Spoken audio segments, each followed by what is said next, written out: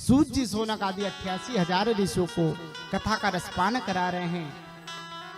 ऐसा कहते हैं कि सोनक आदि 88,000 ऋषियों ने पुराण श्री सूत जी महाराज से 6 प्रश्न पूछे हैं और यही 6 प्रश्नों के ऊपर भागवत महापुराण की कथा आधारित है। महाराज क्या 6 प्रश्न पूछे?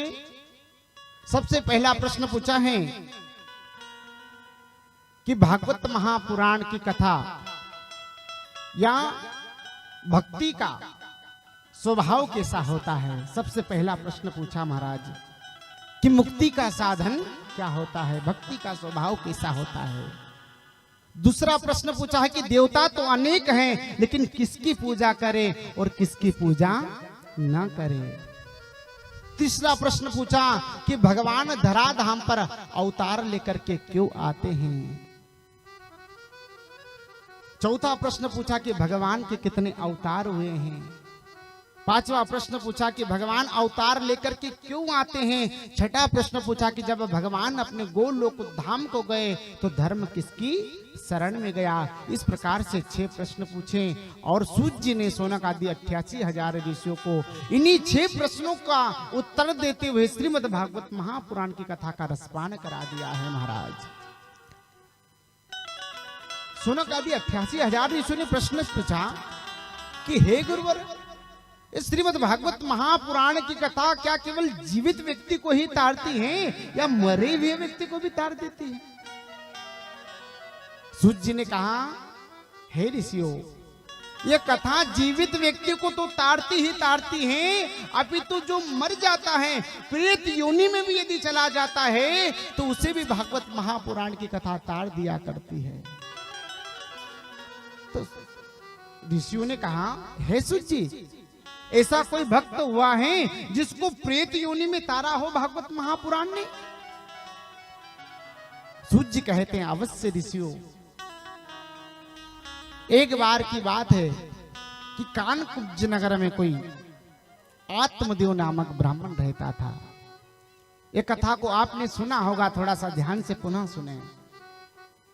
आत्मदेव ब्राह्मण जिनकी पत्नी जिनका नाम धुंधली हुआ है।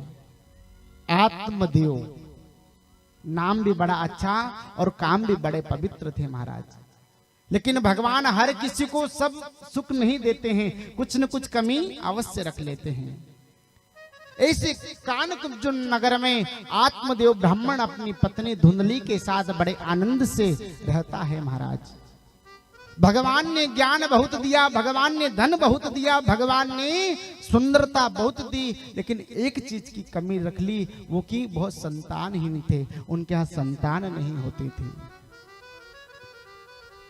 तो जिसके यहाँ संतान नहीं होती ना महाराज, संसार में वह सबसे बड़ा दुखी व्यक्ति होता है। तो आत्मदेव ब्राह्मण के यहाँ संतान नहीं थी, इस बात का तो उनको चिंता नहीं थी, लेकिन उनके घर बंदी 14 सालों से गाय हैं, उनके यहाँ भी किसी बछड़े का जन्म नहीं हुआ। महाराज ये बड़ी दुख की बात है।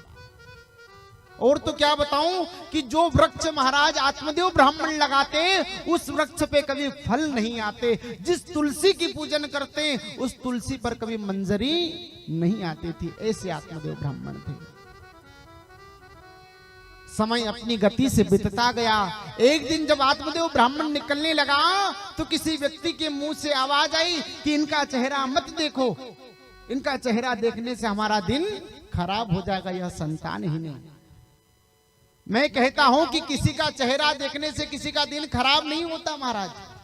ये तो हमारे मन के भाव है कि इसका चेहरा देखने से, ये तो कर्म प्रधान विश्व रचि राखा और जो जस करई सो तस फल चाखा। जिसके जिससे कर्म होते हैं वो उसको वैसा फल मिलता है। तो आत्मदेव ब्राह्मण ने सोचा कि दुनिया वाले अब मेरा चेहरा भी देखना पसंद नहीं करते, मैं तो ब्राह्मण हूं, जबकि मेरी तो पूजा होना चाहिए। तो वह आत्मदेव ब्राह्मण एक दिन किसी सरोवर के पास जाकर के मन में विचार करता है, मेरे घर संतान नहीं है, बिना संतान के जीने से अच्छा तो मर जाना उचित होगा। आत्महत्या करने का निर्णय कर लिया।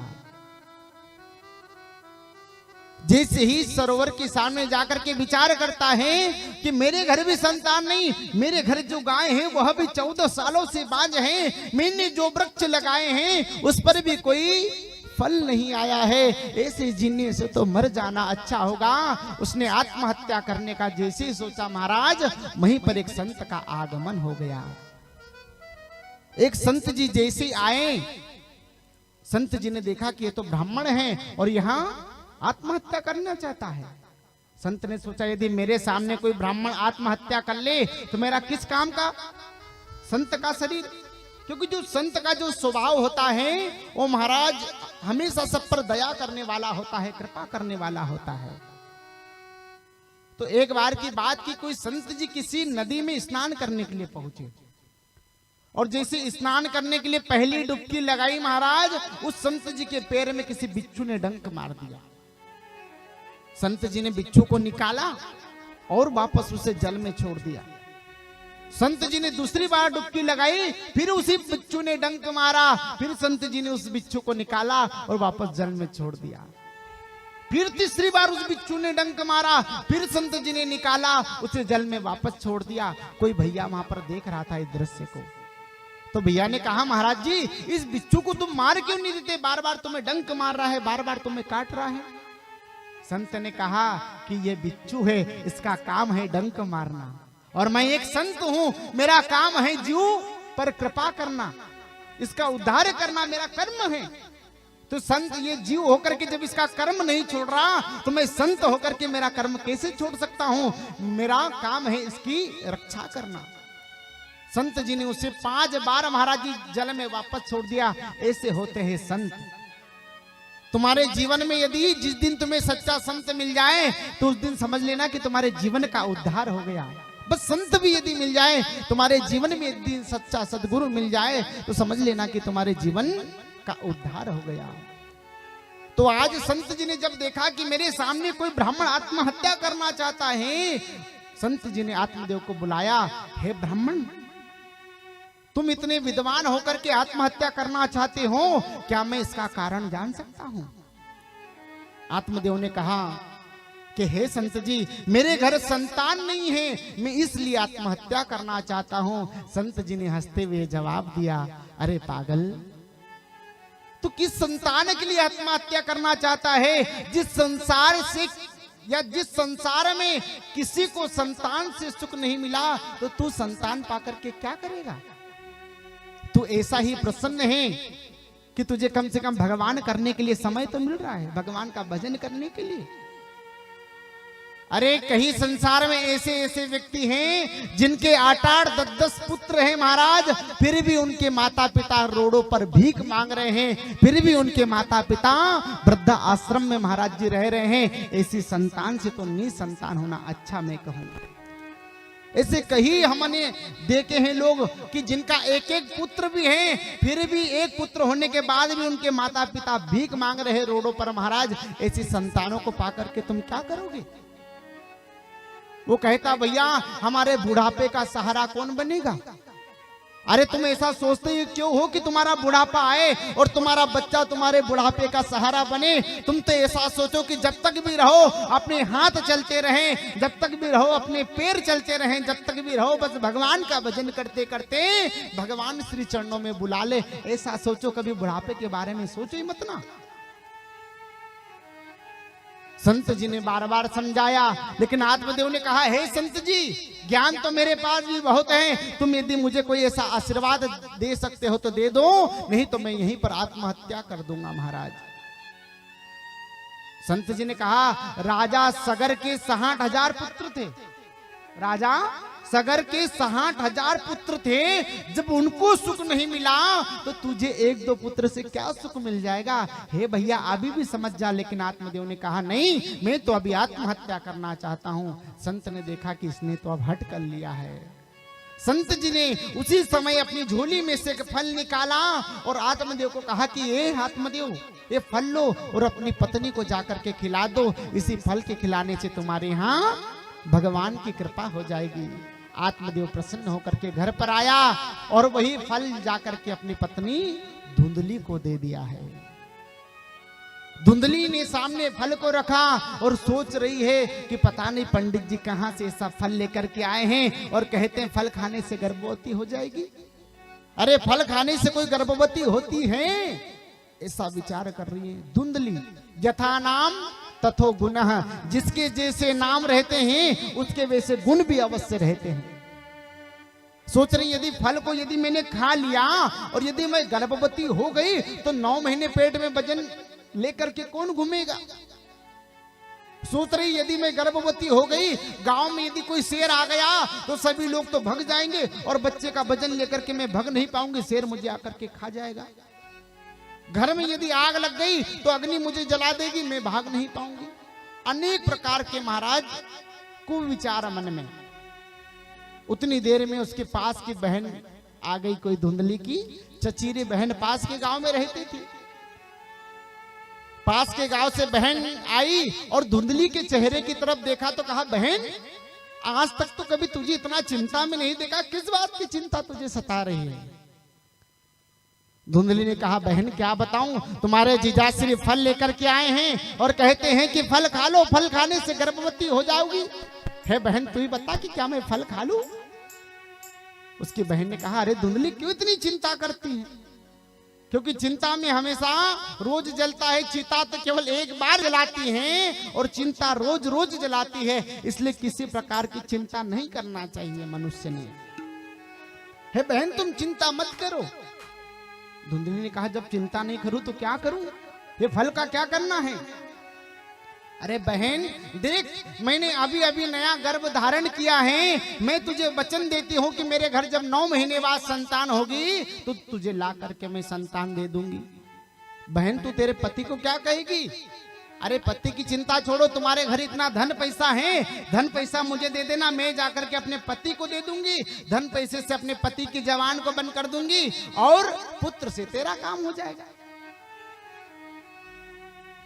धुंधली ने कहा, वो बात तो सही है, लेकिन फल को क्या करे? अरे फल को क्या करना, बाहर गाय है, वो भी तो कई सालों से बांझ है, वो फल उसे खिला दो। ये फल का भी हमें, प्रसाद का भी महाराज पता पड़ जाएगा कि प्रसाद में कितना दम है या कितना नहीं है। वो फल जाकर के गाय को खिलाया। सूत जी सोनक आदि 88,000 ऋषियों को कथा का रसपान कराते हुए कहते हैं कि जहां पर कृपा राम की होई वहां पर कृपा करही सब कोई। आज जब भगवान की कृपा हुई तो सबसे पहले उसी गाय के पर हुई। क्या हुई? कि उसी गाय को महाराज एक पुत्र रत्न की प्राप्ति हुई। पूरा का पूरा शरीर मनुष्य के शरीर जैसा और केवल उसके कान गाय के कानों के समान थे, इसलिए गाय से जन्मे पुत्र का नाम हुआ गौकर्ण जी महाराज।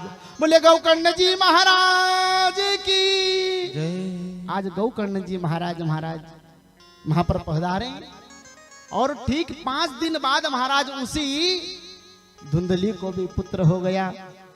धुंधली ने कहा कि मेरे पुत्र का नाम मैं रखूंगी। आत्मदेव ने कहा कोई बात नहीं, तुम रख दो। धुंधली ने अपने पुत्र का नाम रख दिया धुंधकारी। जिसका जैसा नाम होगा उसके वैसे गुण अवश्य होंगे, धुंधकारी। तब धुंधकारी महाराज कभी भगवान की भक्ति करता नहीं, कभी माँ के पास जाता नहीं, कभी पिता के पास बैठता नहीं, कभी ज्ञान की बातें सीखता नहीं। क्या करे, कैसा करे?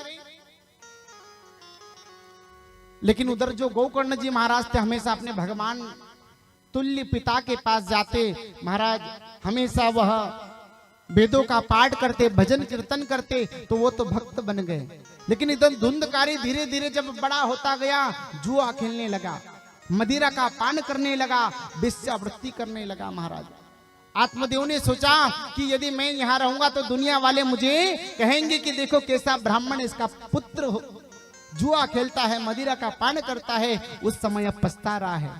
पहले उसे समझाया तो पहले सुना नहीं महाराज। यदि पहले ही सुन लेता तो तुझे शायद पछताना नहीं पड़ता। आज धुंधकारी वेश्यावृत्ति करने लगा, जुआ खेलने लगा। आत्मदेव तो उसी समय घर छोड़ करके चले गए गौकर्ण जी महाराज को लेकर के। लेकिन उधर धुंधली को सताने लगा, हे धुंधली जल्दी से पैसे दे दे। कभी अपनी माँ को मारना पीटना महाराज, एक दिन क्या हुआ कि धुंधली ने पैसे देने से मना कर दिया धुंधकारी को, तो धुंधकारी ने अपनी मां को वहीं पर मार दिया। अब अकेला घर में बड़े आनंद से रहने लगा। जुआ खेलना, पत्ते खेलना, मदिरा का पान करना, वेश्यावृत्ति करना, जीव की हिंसा करना, अनेक प्रकार के व्यसनों में लग गया, अनेक प्रकार के कुकर्म करने लगा।